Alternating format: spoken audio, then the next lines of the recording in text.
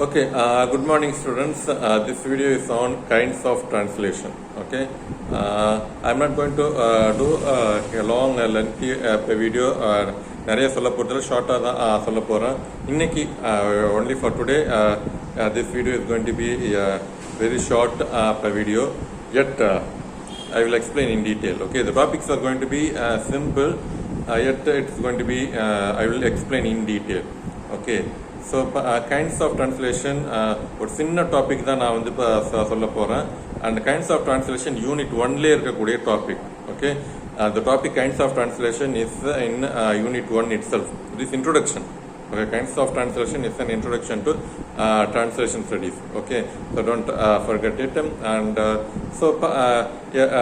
I mean, most important, and I'm not going to deal many various kinds of translation, most important kinds of translation, which is what I'm going to discuss in this video.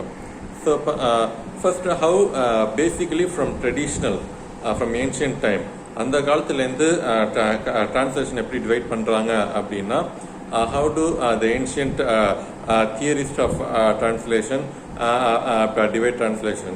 Okay, they divide translation as non-literary text and literary text. Okay, so this is basic translating non-literary text and literary text. So translation அடிப்படையில் ரெண்டு விதமாக பிடிக்கிறாங்க. ஒன்று non-literary text and literary text. So இலக்கியங்களை translate பண்ணுறது, அடுத்தது இலக்கியம் இல்லாத டெக்ஸ்ட்டை வந்து டிரான்ஸ்லேட் பண்ணுறது. ஓகே, ஸோ இப்படி தான் ரெண்டு விதமாக பிரிக்கிறாங்க.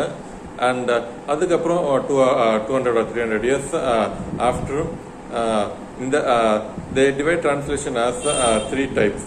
Okay, and the basic division of translation, basic kinds of translation அப்படின்னு பிரிக்கிறாங்க. And most importantly இதுவாக தான் இருக்கும். பட் ரீசன்ட் தியரிஸ் அது அப்படி கிடையாது, இப்படி தான் டிரான்ஸ்லேஷன் வந்து பிரிக்கணும் அப்படின்னு நிறைய தியரிஸ்லாம் வருது. அது but most ancient kinds of translation அப்படின்னா இதுதான். அது three types, there are three kinds of translation, that is literal translation and sense translation and transliteration. Okay, so மூணு டிரான்ஸ்லேஷன் ஏன்ஷியன்ட் டைமில், அஃப்கோர்ஸ் ரொம்ப ரொம்ப ஏன்ஷியண்ட்டாக லிட்ரரி டெக்ஸ்ட் நான் லிட்ரரி டெக்ஸ்ட் இருக்குது. And then அதுக்கப்புறம் இது இப்போ மோஸ்ட் இம்பார்ட்டன்ட் கைண்ட்ஸ் ஆஃப் டிரான்ஸ்லேஷனும் கூட இன்றைக்கி வரைக்கும் ஃபாலோ பண்ணிகிட்டு இருக்காங்க. ஓகே, அண்ட் மாடர்ன் தேரில் இன்னும் நிறைய அட்வான்ஸ்டு கைண்ட்ஸ் ஆஃப் டிரான்ஸ்லேஷன்ஸ்லாம் சொல்லிகிட்டு இருக்காங்க. பட் பேசிக்கலி இன்னைக்கு வரைக்கும் ஃபாலோ பண்ணிகிட்டு இருக்கிற, even today these kinds of translation are followed, that is literal translation and sense translation and transliteration. Okay, sense translation, literal translation, sense translation and transliteration. So what do you mean by this? First we shall take literal translation. So literal translation is nothing but a word for word translation. Okay, literal translation na word for word translation. Okay, so say for example, he kicked the bucket. Okay, இது வந்து idiomatic expression. Okay, he kicked the bucket அப்படின்னா he died, அதுதான் அர்த்தம் அது. Okay, the sense of the idiomatic expression he kicked the bucket is he died. Okay, இப்போ he kicked the bucket இதை வந்து Tamil translate பண்ணால் அவன் இது இப்போ வாலியை உதைத்தான் அப்படின்னு பண்ணால் absolutely wrong translation. But this is example of word for word translation, literal translation. Okay, பக்கெட்டுக்கான அர்த்தம் இதுதான், அது கிக்குடுக்கான அர்த்தம் இதுதான். அது ஓகே, கிக்குடுனா உதைத்தான், பக்கெட்னா வாலி, அவ்வளோதான். அது அவன், அப்போ ஹீ அவன், அவ்வளோதான். அது அவன் வாலியை உதைத்தான், அவ்வளோதான். பட் இடியமேட்டிக் எக்ஸ்பிரஷன் இது. அண்ட் இதனுடைய real sense, what is the real sense of he kicked the bucket is he died. Okay, so அதுதான் இப்போ ரியல் சென்ஸ். ஸோ இடியமேட்டிக் எக்ஸ்பிரஷனை வந்து லிட்ரல் டிரான்ஸ்லேஷன் பண்ணவே கூடாது.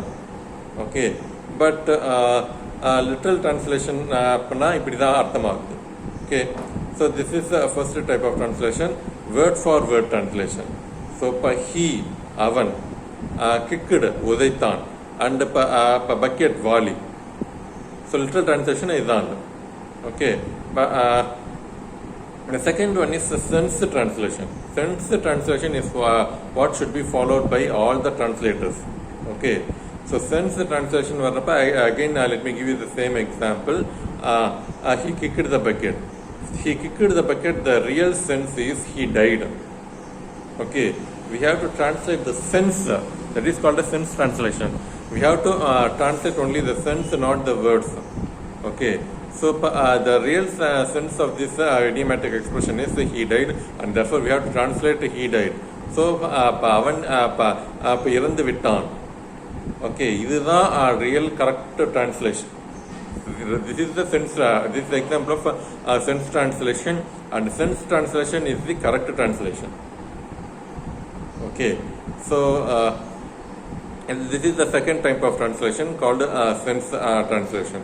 And the third type of translation is transliteration.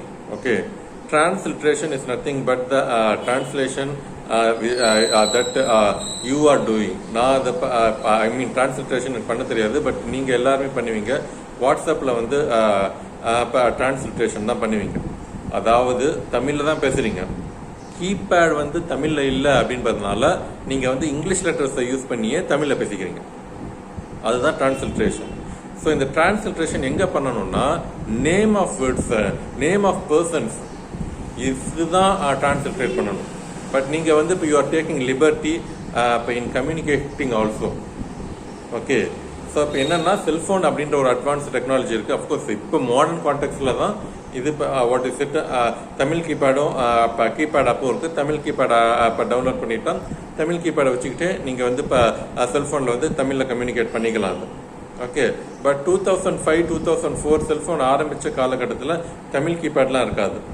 Okay, so அதான் SMS language அப்படின்னு சொல்கிறாங்க. And தமிழில் எஸ்எம்எஸ் பண்ண முடியாது, தமிழ் கீபேட் வந்து இல்லை. அதனால இங்கிலீஷ் கீபேடை வச்சுக்கிட்டு தமிழில் இது பண்ணுவாங்க. நான் நாளைக்கு NAAN, நான் நாளைக்கு அப்போ NALAIKU நாளைக்கு, வருவேன் VARUVAN வருவேன்.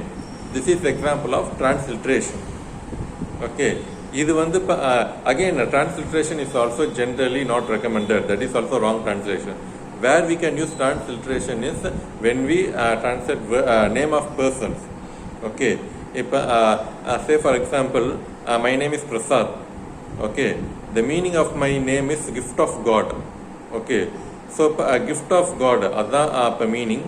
But Prasad is I mean let's say இப்போ பிரசாதம் வாங்குறோம்ல, இப்போ அதுலேருந்து வந்த வார்த்தை தான் இந்த பிரசாத்ன்ற வார்த்தையும். அது சான்ஸ்கிரிட்ல பிரசாத் அப்படின்னா அண்ட் கோயில் போய் விபூதி வாங்குறோம், அல்லது இப்போ வாட் எவர் இட் கம்ஸ், விபூதியாக இருக்கட்டும், இது இப்போ ஃபுட்டாக இருக்கட்டும், அல்லது மாலையாக இருக்கட்டும், what ever it comes from temple R even not only temple, any gift from God, anything from God, any gift from God.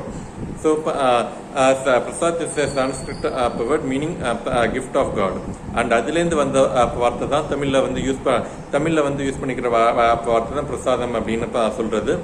So இப்போ let's say my name is Prasad. So the meaning is different.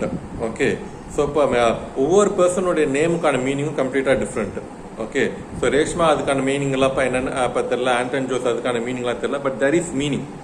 Okay, for Ananya there is meaning, for Anshi there is meaning. we do not know, I do not know the meaning of their names, but Pansy, Reshma, Ashwati or Andrew Joseph, they are all name of persons, ஒரு தனிப்பட்ட நபர்களுடைய names. Okay, இதை வந்து Tamil Andrew Joseph, Aswathi, and தமிழ்லையும் சரி, Chinese லாங்குவேஜ்லையும் சரி, இங்கிலீஷ்லையும் சரி, ஹிந்திலையும் சரி, we have to transliterate their names. Okay, so இப்போ இந்த வார்த்தைக்கான பிரசாத்கான அர்த்தம் என்ன அப்படின்லாம் போகக்கூடாது. இப்போ Prasad will come tomorrow, Prasad came yesterday அப்படின்னா அது இப்போ அந்த சென்டென்ஸில் வந்து இப்போ Prasad is name of person. Okay, so அதை வந்து மீனிங் ஆஃப் த வேர்டு வந்து என்ன அப்படின்னு பார்த்துக்கிட்டு அண்ட் அதை வந்து I will do sense translation. So gift of God came yesterday அப்படின்னு டிரான்ஸ்லேட் பண்ணுறது அபத்தமானது. ஓகே, லெட்ஸ் சே பி ர லெட்டர்ஸ் தமிழில் சொல்கிறது பி ர சா இத் 4 letters. தமிழில் பார்த்தீங்கன்னா 4 letters பிரசாத் அப்படின்ற இது வருது. இதையே we have to transliterate this word, this name. Okay, so இப்போ இதை வந்து அப்படி இங்கிலீஷில் வந்து இப்போ டிரான்ஸ்லேட் பண்ணால் PRASAD. ஓகே, வெள்ளக்கார அப்படி தான் இப்போ THன்னு தான் இன்னும் கரெக்டாக இருக்கும் அது. And but British people use the letter D rather than TH. Okay, so இப்போ இதை இப்போ இங்கிலீஷ் பீப்புள் டிரான்ஸ்லேட் எப்படி பண்ணுறாங்கன்னா PRASAD அப்படின்னு தான் டிரான்ஸ்லேட் பண்ணுறாங்க. ஓகே, ஸோ இப்போ ரேஷ்மா அப்படின்னா ரே இஷ் மா. தமிழில் டிரான்ஸ்லேட்டட் பண்ணால் இதுதான் ரே லெட்டர், இஷ் அனதர் லெட்டர், மா ஒரு லெட்டர், ரேஷ்மா. ஸோ இதை இங்கிலீஷில் டிரான்ஸ்லேட்டட் பண்ணும்போது RESHMA இந்த லெட்டரை யூஸ் பண்ணி தான் டிரான்ஸ்லேட்டட் பண்ணணும். ஓகே, அஸ்வதி தமிழில் டிரான்ஸ்லேட்டட் பண்ணால் அ இஷ் வ தி. ஓகே, 4 லெட்டர்ஸ் இதுதான் இப்போ அஸ்வதி. ஓகே, இதே அப்படி இங்கிலீஷில் டிரான்ஸ்லேட் பண்ணும்போது ASHWATHI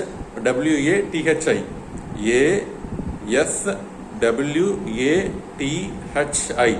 ஓகே, ஸோ 7 லெட்டர்ஸ் சேர்ந்து அஸ்வதி அப்படின்னு டிரான்ஸ்லேட் பண்ணுறோம். ஓகே, அஸ்வதிக்கான மீனிங் அதை பற்றின விஷயம் வந்து டிரான்ஸ்லேட்டருக்கு கவலை இல்லை. ஏன் அப்படின்னா they're all name of persons. Okay, so இதுதான் transliteration. So transliteration generally name of persons தான் பண்ணணும்.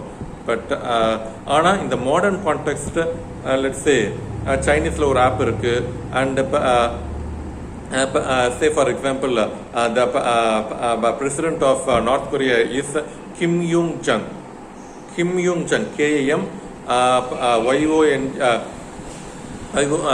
Kim YOU Kim UN இருக்கும். Kim Youn Jung JUNG.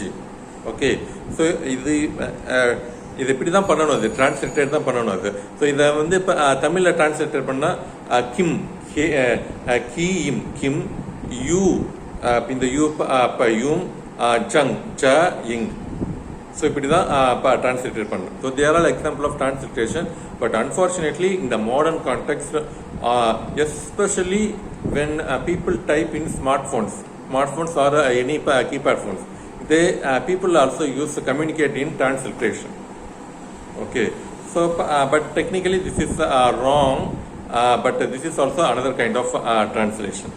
Okay, so 3 kinds of translation. One is word for word translation, sense translation, and transliteration.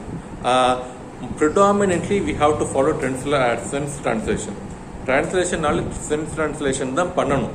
Okay, but சில நேரங்களில் transliteration பண்ணலாம். எங்கன்னா name of persons, அப்போ வந்து transliterate தான் பண்ணணும் அது. சில நேரத்தில் லிட்ரல் டிரான்ஸ்லேஷனும் பண்ணணும் அது. ஓகே, ஸோ அது எங்கே அப்படின்னா அந்த இது வாட் இஸ் பொயட்ரியோட ஸ்ட்ரக்சர்ஸ், லைன்ஸ் அதெல்லாம் பார்க்கும்போது டிரான்ஸ்லிட்ரேட் பண்ணிட்டு at the same time sense translate பண்ணும்போது சில சேஞ்சஸ் பண்ணணும் அது. ஓகே, சில இடத்துல வந்து இப்போ லிட்ரல் டிரான்ஸ்லேஷன் தான் பண்ணணும், சில இடத்துல டிரான்ஸ்லிட்ரேஷன் தான் பண்ணணும். லிட்ரல் டிரான்ஸ்லேஷன் வேற, டிரான்ஸ்லிட்ரேஷன் வேற. திரும்ப சொல்றேன், there are differences between literal translation and transliteration. Transliteration வேற, literal translation என்பது வேற. Literal translation is word for word translation, and transliteration is there is sound and we have to use exact sound when we translate in another language. Okay, அதுல meaning அதெல்லாம் இல்லை, சவுண்டை வச்சுக்கிட்டு அப்படியே இது டிரான்ஸ்லேட் பண்றது. ஓகே, அது வந்து அபத்தமான translation. But name of persons மட்டும் இதை வந்து பண்ணணும் அது. Okay, so these are all basic kinds of translation. There are காலங்கள் செல்ல as years pass on, various theories develop, various theories say different kinds of translation that we will discuss for tomorrow. Okay, or in next video. Okay, the basic kinds of translation are literal translation, sense translation, and word for word translation. அதுக்கு முன்னாடி before that the most important theory division of translation is translating literary text and non-literary text. Okay, so these are all various kinds of basic kinds of translation. Okay, thank you.